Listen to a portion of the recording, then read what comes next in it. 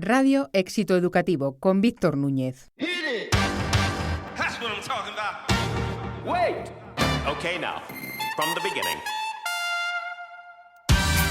Bienvenidos al programa número 46 de Radio Éxito Educativo, el podcast de los que deciden la educación. Tras un paréntesis de un mes por el jaleo propio del inicio del curso, volvemos justo cuando acaba de ser investido presidente Pedro Sánchez y sin saber aún qué nos deparará un periodo lleno de incertidumbres, pues se construye en una mayoría apoyada por independentistas, prófugos y una amalgama de grupos que auguran un futuro incierto y una gran inestabilidad política y social. Justo lo que menos necesita nuestro sistema educativo y especialmente los profesionales que lo sustentan. Veremos a quién le toca dirigir el ministerio y cuáles son sus primeras decisiones. Estaremos muy atentos. Lo que sí que sigue estable es nuestra estructura de programa, pues comenzamos como siempre con el comentario del profesor y periodista Luis Miguel Belda, que centrará su siempre fino comentario en las distintas leyes educativas y cómo éstas pueden influir o no en la formación e inteligencia de las distintas generaciones. En este primer programa contamos también con la sección del Pupitre Digital, en la que sentamos a Javier Iglesias Moedano, presidente desde mayo de 2022 de AESECE, Asociación Española de Entidades Colaboradoras de la Enseñanza. Además, es profesor de Lengua Castellana y Literatura en ESO y Bachillerato desde 2003 en el Colegio Vedruna de Carabanchel. También estuvo de jefe de estudios del 2009 al 2017 y desde ese año hasta la actualidad es el director pedagógico de FP Básica, ESO y Bachillerato. Además, complementa el tiempo siendo coordinador de digitalización dentro de la Fundación Vedruna Educación, institución de 33 centros a la que pertenece su colegio. ¡Comenzamos!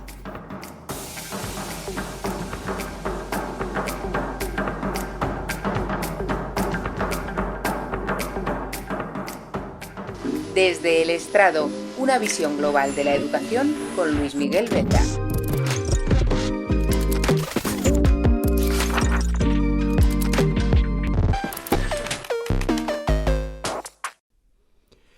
La educación clásica vuelve a las aulas.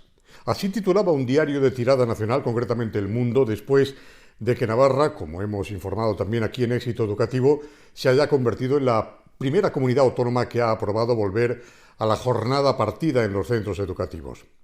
También se habla, de un tiempo a esta parte, y cada vez más, de prohibir los móviles en el aula, incluso de rescatar el papel para estudiar, como en Suecia, que quiere volver al libro que se toca, como los de atrás, y poner fin a la digitalización. Me gustó el titular porque era descriptivo y llamaba a la reflexión y partía de una premisa en la que cada vez estamos muchos más de acuerdo. Los resultados escolares han empeorado y las últimas generaciones no son mejores que los de la EGB, esa que se puso en marcha al final de la dictadura, siempre lo digo, pero porque no hay que olvidar el pasado reciente, o ya no tanto, para entender los errores del presente y quiera Dios que lo podamos corregir en el futuro. Bueno, por no perder el hilo, diría que las nuevas generaciones han perdido más cosas, como la atención y el interés por aprender. Bueno, no son impresiones personales, sino resultados de diversos estudios que relacionan el despiste de no pocos alumnos con el fracaso escolar. Si no están al tanto de lo que se cuenta en la pizarra, es obvio que no te enteras de nada. Yo recuerdo que había profesores en mis 80 que nos tiraban el borrador de la pizarra si nos pillaban alelados. A ver, tampoco era eso, ¿no? Que se le podía romper la cabeza a alguien, pero tampoco el suplicio de hoy para esos profesores que no pueden evitar dar clase mientras sus alumnos miran el móvil o la pantalla del ordenador. Y esto en la universidad, donde deberían estar, en fin, más responsables, ¿no? Yo que soy de los 60... la verdad es que a los que nacieron en los 50 y que fueron el espejo en el que nos mirábamos los del baby boom, les veía como más preparadillos y menos pardillos que a no pocos de los que llegan hoy a las puertas de la universidad. Igual en esto me estoy resbalando, pues puede ser solo una impresión muy personal, porque zotes los ha habido siempre y en todas las generaciones, pero lo que me llama la atención hoy es que estos chavales alcanzan cotas de formación académica que nunca jamás alcanzaron generaciones anteriores. Es decir, El tópico ese de cómo puede ser que las generaciones de hoy son las más cultivadas académicamente de la historia de la humanidad, o al menos en España, pero al mismo tiempo las menos preparadas. ¿Es culpa de ellos? Pues ciertamente sí y no, y quizá todo a la vez. El catedrático de la Universidad de Granada, Daniel Arias, un referente al que acudimos a menudo en Éxito Educativo, pues sus reflexiones son harto interesantes. Bueno, acaba de publicar su último libro titulado así: Querido alumno universitario, te estamos engañando. Su tesis es que el recién graduado no sabe lo que debería saber y probablemente su inserción laboral será más dificultosa de lo que creía. Y aquello en lo que le engañamos al alumno está relacionado directamente con la menor calidad y exigencia durante su etapa educativa, toda, casi desde infantil.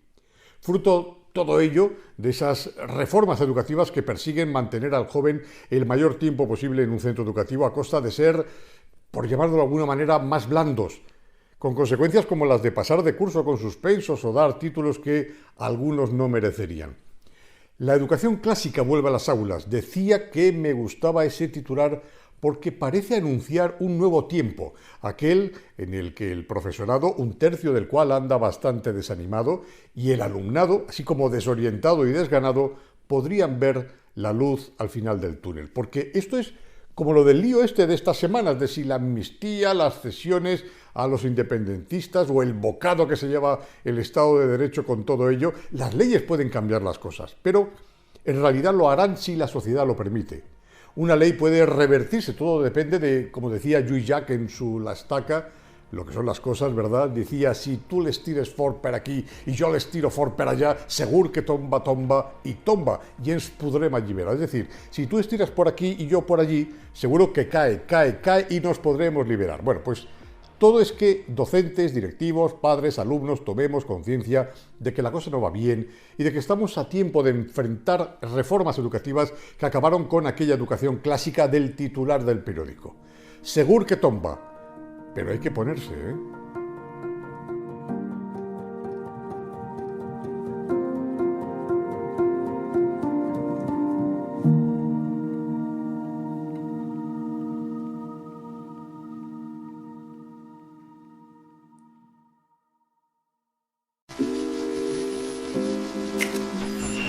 El pupitre digital.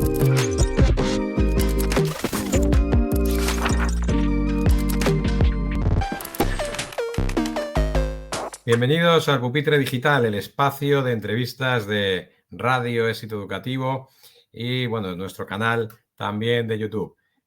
Hoy tenemos a un invitado que es profesor sobre todo, pero también está ocupando ahora mismo la presidencia de AESECE desde hace un año y medio, desde mayo de 2022. También es director pedagógico de FP, de ESO y Bachillerato en la Fundación Vedruna Educación. Javier, bienvenido. Muchas gracias por acompañarnos en el Pupitre Digital. Bueno, muchas gracias a ti, Víctor, por darme la oportunidad de estar aquí esta tarde y te agradezco lo de, sobre todo, profesor, porque la verdad es que los que hemos nacido y los que somos docentes, aunque tengamos otras ocupaciones, la verdad es que lo que más nos gusta son las clases. Yo por eso siempre lo recalco, porque sí, yo también en mis múltiples roles normalmente el que suelo sentirme más orgulloso es también de ser profesor, así que yo creo que hay que poner en valor esta profesión y que yo creo que es la más bonita del mundo, aunque estemos pasando momentos complicados, como veremos un poco, como hablaremos un poco en la entrevista. Bueno, Javier, antes que nada me gustaría que hicieras un balance de este año y medio en AESECE en unos momentos que no están siendo fáciles, ¿no? Desde el punto de vista político, ¿no? Y también para la educación concertada. Pues bueno, mira, en primer lugar, para mí en este año y medio que llevo en la presidencia de AESECE, en primer lugar, para mí es un orgullo, ¿no? Y una gran responsabilidad el ser presidente de esta asociación y poder suceder a presidentes que hemos tenido emblemáticos, ¿no? Dentro de la asociación, como Laurentino, ¿no? Que es la que, digamos, inició todo esto, Andrés de la Cal, Sebastián y Miguel. y la verdad es que, bueno, pues es una gran responsabilidad representar a todos estos centros, ayudarles a las titularidades, ¿no? En estos procesos de decisión y sobre todo, bueno, pues es importante seguir estando unidos y trabajar por el mantenimiento de los conciertos educativos. Bien, pues es verdad, como bien dices, bueno, pues no son tiempos difíciles, o sea, no son tiempos fáciles, son más bien difíciles, pero la verdad es que siempre lo han sido, ¿no? Desde los orígenes, escuchando con algunos presidentes con los que he compartido tiempos, la verdad es que no son ni más fáciles ni más difíciles quizás que los que hemos vivido, ¿no? Pero sí que es cierto que, bueno, pues las leyes educativas no lo ponen fáciles, ¿no? La verdad es que nosotros desde ASC y lo venimos haciendo desde que se implantaron las leyes educativas, ¿no? Y en esta última, ¿no? Con la LOMLOE, la verdad es que, bueno, pues vemos con preocupación, ¿no? Que estas leyes educativas, la verdad es que atienden más a ideas más políticas que realmente, bueno, pues lo que debe de prevalecer en estas leyes, ¿no? Que es a mejorar la educación, ¿no? Y sobre todo en este año y medio, pues la verdad es que ha sido una ley, en este caso, pues bueno, que la implantación ha sido precipitada, ¿no? No hemos tenido mucho margen de maniobra ni para preparar al profesorado y para orientar a los alumnos, no hemos tenido mucho tiempo para preparar currículos de las áreas y las programaciones, tampoco hemos tenido mucho tiempo para preparar, para que los centros preparasen pues esta ley. La verdad es que, bueno, pues los que nos dedicamos a la enseñanza, como decía Víctor, la verdad es que sabemos el daño que hacen estas constantes cambios, ¿no? De leyes educativas que ya uno pierde la cuenta de cuántas hemos tenido, ¿no? Y la verdad es que sobre todo por el bien de la educación, pues eso debería de ser, ¿no? Conjuntamente con otros pilares que tenemos en la sociedad, pues eso, debe estar ligado más a una idea de fondo por mejorar realmente la educación y llegar, bueno, pues a un acuerdo que permita pues esa estabilidad que siempre pues los docentes y los centros educativos lo queremos, ¿no? Entonces, bueno, pues la verdad es que llevamos unos años pues complejos, ¿no? Que hace bueno, pues todo este ámbito educativo sea un poco más difícil de gobernar. Y quizá dentro de las distintas asociaciones, ¿no? Que sois también, tenéis representación como patronales de cara pues, a las distintas negociaciones y bueno, pues vosotros tenéis una peculiaridad, ¿no? Que representáis principalmente a centros de formación, vamos, a centros de bachillerato concertado. ¿Podrías un poco explicar cuáles son las líneas maestras, ¿no? Los objetivos generales de AESECE y en qué se va a basar este mandato, este periodo que te ha tocado presidir la asociación?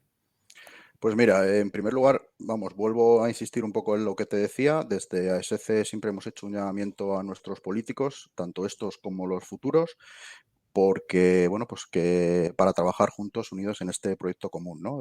Quitándose las siglas y luchar por un pacto educativo. Esa es, digamos, como una de las grandes premisas que siempre hemos querido defender desde ASC, ¿no? Además, unido con lo anterior y debido a que las competencias de educación bueno, pues lo marcan las comunidades autónomas. La verdad es que siempre cuando nos juntamos y nos reunimos, sí que vemos que, vamos, no sé si decirte que tengamos 17 modelos educativos diferentes o 17 maneras de funcionar con la administración, ¿no? Pero es cierto, ¿vale? Que también deben unirse, ¿no? Ese trabajo común y poner unas bases comunes para que, bueno, pues ya sea un centro de Murcia, de Madrid o del País Vasco, bueno, pues se tenga un modelo educativo y una manera de trabajar similar, ¿no?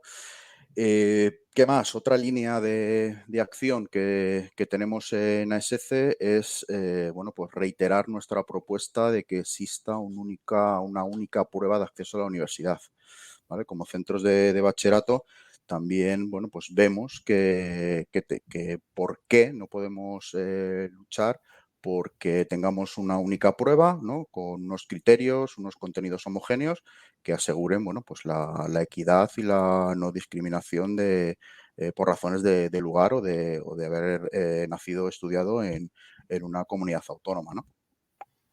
¿Qué más te puedo contar, Víctor? Por ejemplo, otra de las luchas, ¿no?, que tenemos y que sabes bueno, que eso también está como una parte de nuestras reivindicaciones, es la actualización de los módulos de los costes de funcionamiento, ¿no? El bachillerato concertado, bueno, pues está infrafinanciado por las administraciones educativas desde hace mucho tiempo y, bueno, pues seguimos trabajando para que, bueno, pues que esa financiación, bueno, pues se haga a coste real, ¿no? Es verdad que en algunas comunidades autónomas, por ejemplo en Madrid, ¿no?, hay prevista una subida del módulo de otros gastos de un 15%, pero bueno, esto es como te decía antes, ¿no? Es decir, que se haga con el conjunto global de las comunidades autónomas, ¿no? Más cuestiones. Por ejemplo, sí que venimos haciendo un llamamiento, de hecho en nuestras asambleas lo venimos haciendo por el tema de la salud mental, ¿no?, que consideramos que es fundamental, ¿no? La salud mental no solo de los alumnos, como también lo es de los profesores, ¿no? Y para eso sí que hacemos un llamamiento a las administraciones para recuperar en algunos sitios que se ha perdido y en otro porque lo pongan, es el tema de la orientación, ¿vale? La orientación en bachillerato nos parece fundamental, ¿vale?, en estos momentos por ejemplo, en Madrid se perdió hace tiempo y no se ha recuperado, ¿no? Entonces, todo el tema de la salud mental en estos momentos, pues también es fundamental. Y bueno, yo creo que esas son más o menos las líneas, porque tampoco me quiero enrollar mucho. Estamos ahora mismo en el momento en el que probablemente se forma un nuevo gobierno. Parece que hay rumores de que no continuará la actual ministra en funciones. Bueno, ¿qué os gustaría pedir al nuevo responsable de la cartera de Educación? Pues primero, que vuelvo a incidir otra vez en lo mismo, porque yo creo que se intentó hace unos años y no se ha conseguido, es que tengamos trabajo conjunto, ¿vale?, de todos ¿no?, los ingredientes, ¿no?, de los que estamos trabajando en, en educación para trabajar por ello, que haya diálogo político, que haya diálogo sobre educación, que se llame, ¿no?, a todos los miembros que de una manera trabajamos conjuntamente por mejorar la educación y que lleguemos a acuerdos para trabajar y ir avanzando, ¿no? Que tengamos una estabilidad de trabajo en el mundo educativo. La educación concertada, bueno, siendo objeto, desgraciadamente, de discordia muchas veces en el debate político. Sin embargo, en la etapa, ¿no?, del bachillerato y en la formación profesional ha quedado realmente pues estancada, ¿no?, en los últimos años. ¿Cuál es vuestra visión sobre los conciertos en bachillerato? ¿Creéis que se debería seguir concertando a más centros en bachillerato? ¿Creéis bueno, pues que, digamos, en el momento, ¿no?, que se dio el concierto a centros de bachillerato o se concertó las etapas de bachillerato, que en muchos centros llega hasta el cuarto de la ESO, pero luego su bachillerato es privado? ¿Cuál es vuestra visión desde la asociación? Pues mira, nosotros, de hecho, las siglas de nuestra asociación es Asociación Española de Entidades Colaboradoras de la Enseñanza, ¿vale? Los centros de ASF nacieron más o menos en los años 50 y 60, siendo secciones filiales de instituto, ¿vale? Cuando, bueno, pues en los orígenes, como consecuencia de ese movimiento de población del campo a la ciudad, la administración, bueno, pues se vio obligada, ¿no?, porque no tenía recursos para atender a toda la población escolar, bueno, pues a hacer, digamos, a solicitar la cooperación con instituciones, sobre todo eclesiales, ¿no? Y desde entonces, bueno, pues nuestros centros, bueno, pues evidentemente, desde entonces, bueno, pues colaboramos con la administración y se empezaron a concertar los primeros centros en bachillerato, ¿no? Quiero decir con esto que, bueno, pues que yo creo que estas son medidas que en función de las comunidades autónomas, bueno, pues se recogen, bueno, pues si concertar el bachillerato más o concertarlo menos, hacerlo general, no hacerlo, pasa lo mismo que hacerlo de 0 a 3, ¿vale? Entonces yo creo que todo lo que sea generalizar bueno, pues hacer bueno, pues más centros concertados de bachillerato, yo creo que es positivo porque al final atiendes a más población, ¿no? Vamos, consideramos que todo eso es positivo, aunque, bueno, pues realmente al final nos estamos pegando no sé si un tiro en el pie, ¿no? Pero vamos, yo creo que todo eso es positivo para la sociedad. Ahora mismo, bueno, ya un poco también entrando en tu rol dentro de la fundación donde trabajas, conoces también bien la formación profesional. ¿Crees que la formación profesional por fin está en el lugar que se merece? ¿Crees que la formación profesional ha tocado techo o también hay una cierta burbuja? También sabes, ¿no?, que han entrado muchos grupos privados, internacionales incluso, ¿no? ¿Cuál es tu visión de la formación profesional? A ver, pues yo creo que la formación profesional, yo creo que no ha tocado techo y además yo creo que es fundamental como una otra opción muy, muy positiva para determinados y para un sector de los alumnos muy grande, ¿vale? Yo creo que ahí hemos mejorado muchísimo, ¿vale? Antes, bueno, pues seguramente en tu época, en la mía, parece que uno no sé, no era nadie o no estudiaba si no iba a la universidad, ¿vale? Entonces yo creo que eso ha cambiado. La formación profesional yo creo que es necesaria.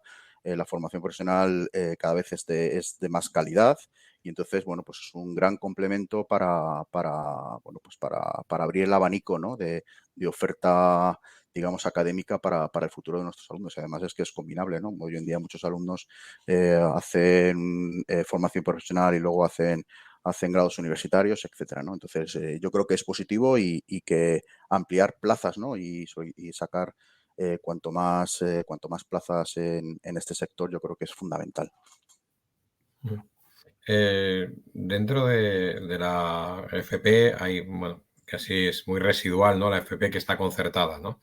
Eh, ¿Crees que habría espacio para concertar también a más centros de formación profesional? A ver, ¿O se esto, debería seguir apostando como en Madrid por el modelo de becas? A ver, yo creo que es más positivo el concierto al tema de becas o al tema del cheque escolar, ¿no? Es decir, el concierto al final, bueno, pues es independiente, por ejemplo, al número de alumnos, ¿no? Y tiene un funcionamiento mucho más regulado, ¿no? Entonces, para mí es mejor todo el tema de concierto antes que del cheque escolar, ¿no? Entonces, a mí me parece que es la mejor opción. Y bueno, en el debate ¿no? En la agria polémica a veces de la concertada pública y privada, ¿crees que la enseñanza eh, o sea, es compatible o muchas veces se plantea como que la concertada va en detrimento de la pública? ¿Cuál es vuestra visión sobre la educación en conjunto y sobre vuestra relación también con la educación pública? Pues mira, yo creo que el modelo educativo debe aunar y debe estar en convivencia, ¿no? Es decir, la buena convivencia entre todos los modelos educativos, ya sea el concertado y el privado o el público, yo creo que es fundamental para la educación, ¿no? Y además nos hace mejor a todos y da servicio a las diferentes familias que, bueno, pues que eligen una u otra en función de sus criterios, ¿no? Actualmente yo creo que por números pues ¿no?, el 50 o el 55% de los alumnos están en centros públicos y el resto están en concertados y privados, ¿no? Entonces, bueno, pues la escolarización, ¿no?, y la enseñanza concertada, pues evidentemente, bueno, pues es muy válida igual que la privada, ¿no? Entonces, bueno, pues yo creo que esa polémica, como dices, bueno, pues es fruto, yo creo que de la generalización, ¿no? Y yo creo que generalizar siempre es nefasto y yo creo que la buena convivencia yo creo que es fundamental. Uno de las cuestiones también que están afectando a todos los centros educativos, y ahí sí que yo creo que no se salva nadie, es la brusca caída de la natalidad, que bueno, en España ya de por sí era mala, ¿no? Pues si venimos desde el COVID arrastrando unas tasas de natalidad realmente preocupantes. ¿Cuál es vuestra visión? ¿Cómo está afectando a vuestros centros esta bajada de la natalidad? Pues es cierto, ¿no? Bueno, que hay una bajada en la natalidad. También es cierto bueno, pues nuestros centros de ASC, por nuestra situación, ¿no? Y por nuestros orígenes, bueno, pues tienen muchos alumnos, bueno, que provienen que son inmigrantes, y la verdad es que, bueno, pues en ese sentido, bueno, pues aunque la bajada de natalidad, ¿no? Siempre afecta a todos, bueno, pues como nos nutrimos también de alumnos inmigrantes y ese porcentaje de alumnos están en nuestros centros, bueno, pues quizás en algunos sitios, bueno, pues lo estamos notando menos, pero es cierto que ese es un problema que afecta a todos y que nos va a llegar, bueno, pues seguramente en los próximos años todavía más, ¿no? Incluso pues en los bachilleratos, pues no muchos años nos tendremos ese problema de la bajada natalidad y bueno, pues luchando por, bueno, pues en estos casos por hacernos más competitivos y que al final las familias, bueno, pues elijan a nuestros centros que al final es de donde se nutre, ¿no? Nuestros centros, que no es otra cosa que de alumnos, ¿no? Pero evidentemente es una realidad que nos está afectando. Eh, Uno de los roles, ¿no?, de que también desempeña en la Fundación es coordinador de digitalización, ¿no? Ujú. La digitalización ahora también está en el debate porque si hay mucha excesiva digitalización y, digamos, el impacto negativo que puede traer, ¿no?, en el desarrollo incluso cognitivo, ¿no?, incluso la salud mental, ¿no?, y el bienestar emocional de los estudiantes, se está cuestionando ahora, se está planteando todo, incluso pues en el ámbito docente, ¿no? Pues hay como dos corrientes a los que se les llama despectivamente un poco profesaurios, respecto a los que Mm. son como más tecnológicos e innovación con bandera, ¿no? Bueno, ¿cuál es vuestra visión, ¿no? Tu visión, también Pues, como coordinador de esa área? pues mira, en las escuelas Vedruna llevamos desde el 2016, ¿vale? Con un proyecto de digitalización bastante innovador, ¿vale? Y con dispositivos electrónicos en las aulas, ¿vale? Desde el principio nosotros entendemos el proyecto de digitalización como un equilibrio, ¿vale? Entre lo tradicional y lo tecnológico. De hecho, ahí es un poco el acierto, ¿vale? Yo creo que los centros educativos no pueden ser ni 100% tecnológicos ni 100% bueno, pues anclados en lo tradicional, ¿no? Sino que tienen que buscar un equilibrio entre esas dos facetas, ¿no? Y eso yo creo que es lo fundamental, ¿no? Es decir, yo creo que tenemos que ir metiendo la digitalización y la tecnología a los alumnos, porque al final estamos en la era de la tecnología y de la inteligencia artificial, pero no podemos, bueno, pues perder un poco ese horizonte también de lo que tú mencionas, ¿no? Es decir, los alumnos yo creo que necesitan también coger en sus manos libros, escribir en papel, en boli. Es decir, yo creo que es un equilibrio, ¿no? Para que funcione bien. Eh, Uno de también de las cuestiones, volviendo un poco al tema del bienestar emocional, que, bueno, pues el primer estudio nacional sobre el estado de ánimo de los docentes que hemos realizado en colaboración, éxito educativo, en colaboración con Educar es Todo y la Universidad de Distancia de Madrid, pues comentaban que las dos principales, digamos, fuentes de malestar para los profesores son la burocracia, por un lado, y los cambios legislativos. ¿Cómo abordaríais o cómo consideras que se podría mejorar esto? ¿Coincides? ¿Crees que realmente estas dos son las dos principales fuentes, ¿no?, de malestar en el profesorado?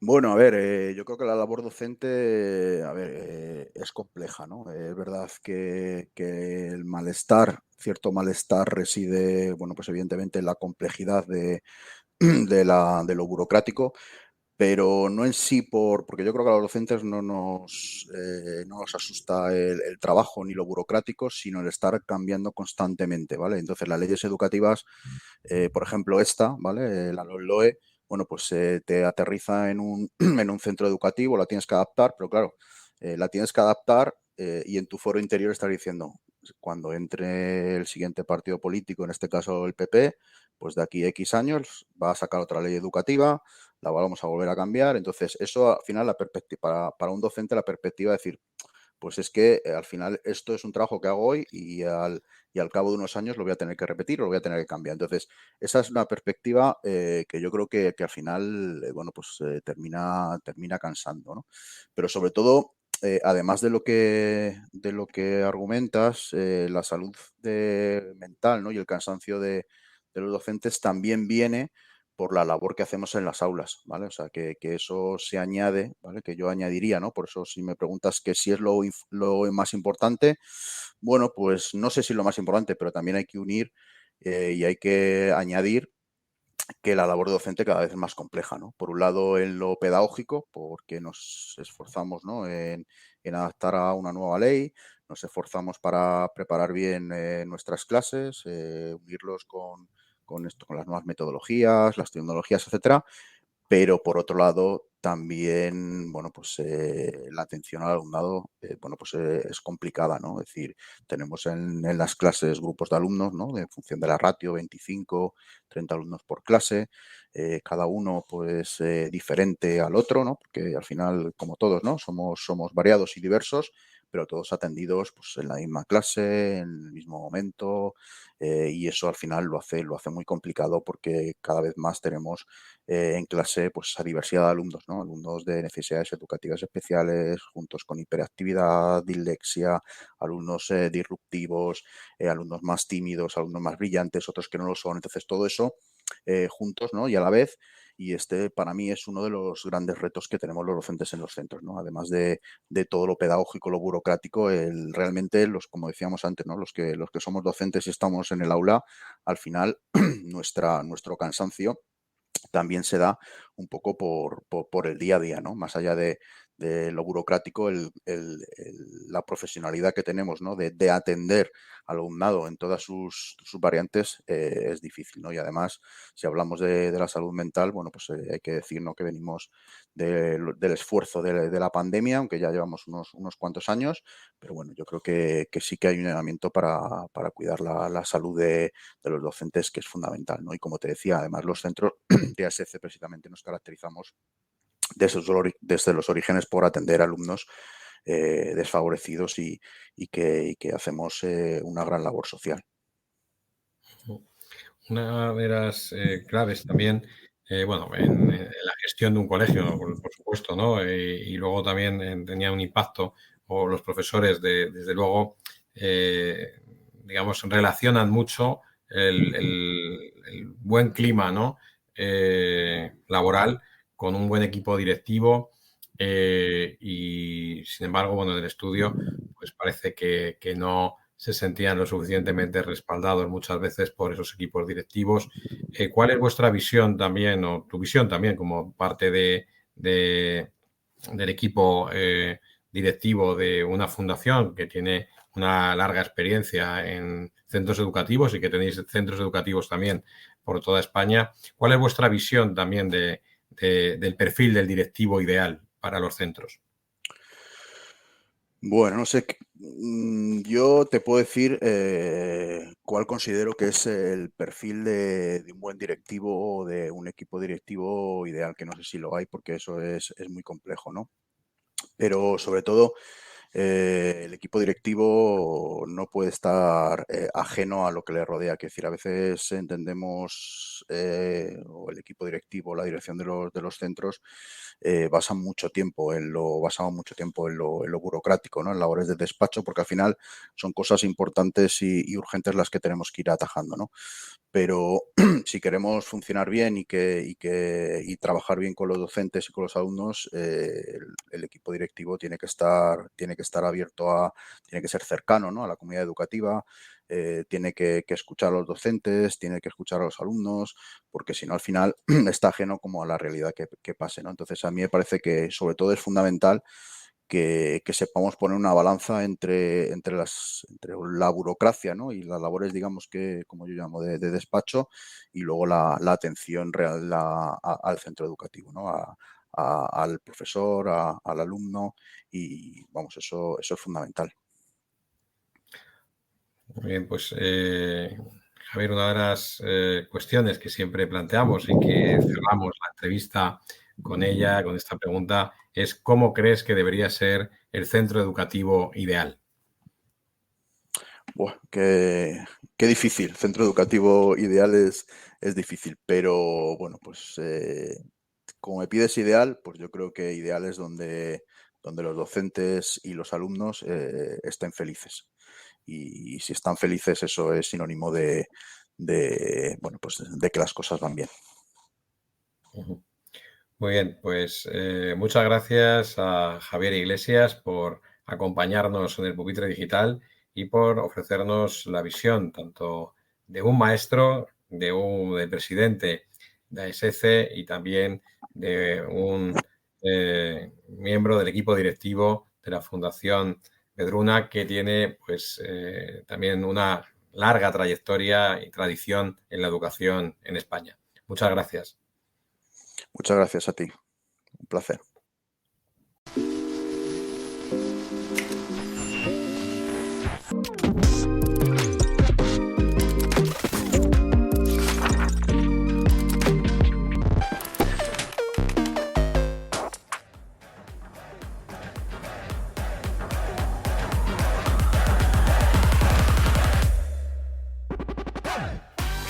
Y hasta aquí el programa 46 de Radio Éxito Educativo. Un saludo de Víctor Núñez y de todo el equipo que hacemos Éxito Educativo. Nuestro agradecimiento al equipo técnico de los estudios de Udima Media y al patrocinio de School Market, primera agencia de marketing educativo en España. Os recordamos que nos podéis seguir a diario a través de exitoeducativo.net y nuestras redes sociales. También podéis escucharnos en las principales plataformas de podcast y en nuestro canal de YouTube.